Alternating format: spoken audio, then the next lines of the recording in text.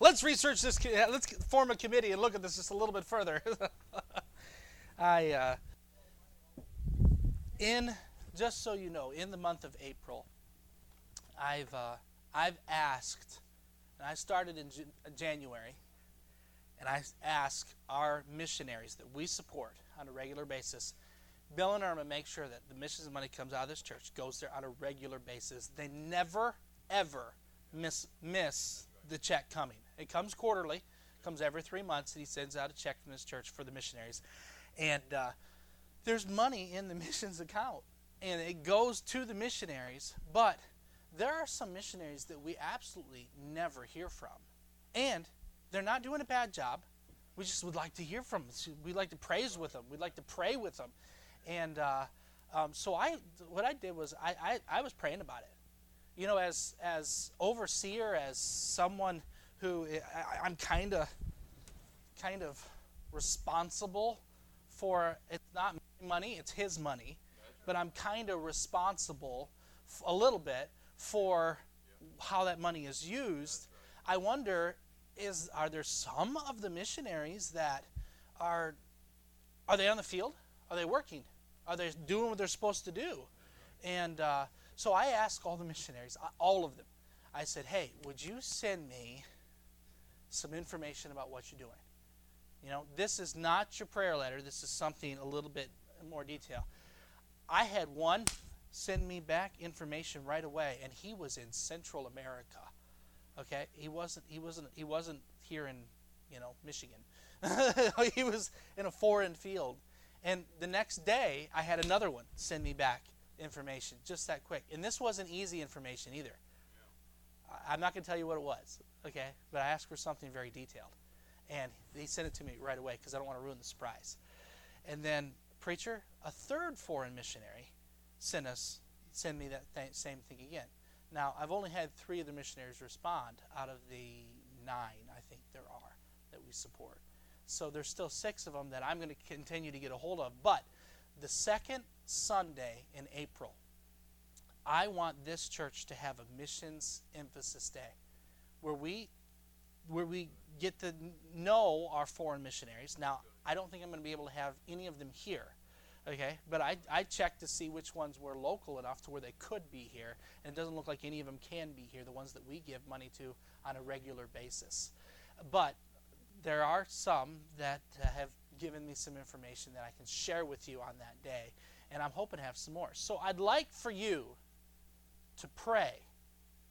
Ask the Lord, what can I do for missions, for our missionaries? Now, this is the strangest conversation to be having the Sunday before Easter. Okay? Usually, with this time of year, we're talking about the resurrection of our Lord. We're not talking about foreign missions.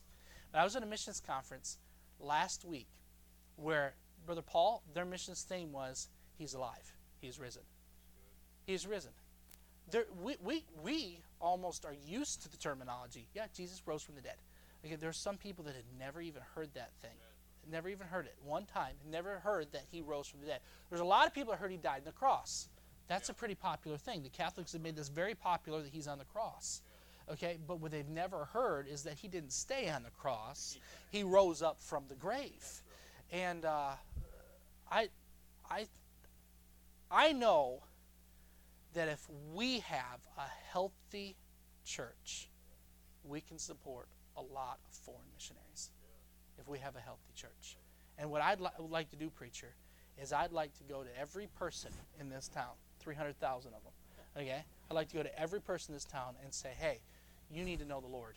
You need to get into church. Will you come over and visit with us? Will you come over and worship with us? Will you come over and talk with us? I can't do it by myself, but you know a couple people, and I can go out, and there's churches that said they'll come over and help me get that word out. But I'm going to, by God's help, before October 2nd, every one of those 300,000 people will at least get an invitation to come and visit with us here and worship with us here, every one of them. If we can have a healthy church here, it was Friday, this Friday, I got a phone call from a preacher who planted a church 20 years ago. And I said, I got some questions for you, Pastor. When you went and planted your church, did you take support money? Yes. How much money do you get? Well, I think it was about $36,000 or $38,000 a year, because you got to understand, they weren't supporting me; they were supporting the church. You know, I had to pay everything for the church. I had to pay everything for, you know, all the tracks, everything that was coming out of that support money, and probably about $36,000, maybe $38,000 a year. And I said, "How long did you get that support?" He said, "I didn't get that much for a year." And then it started dropping off. And by 2 years, it dropped off a lot more. By the end of 4 years, no one was supporting me anymore. Completely self-supporting by the end of 4 years. I said, "So how much in 4 years do you think you got?" He said, I probably got $100,000. Churches across the country, across the world, sent money in their missions program, sent me about $100,000. And I said, "Now, this is probably very personal questions, but in the last 20-some years, how much money has your church returned to foreign missions?" And he said, "Let me look." So he got out his books and he looked, and he said, $2.5 million. $2.5 million that their church had returned to foreign missions. For a $100,000 investment from local churches.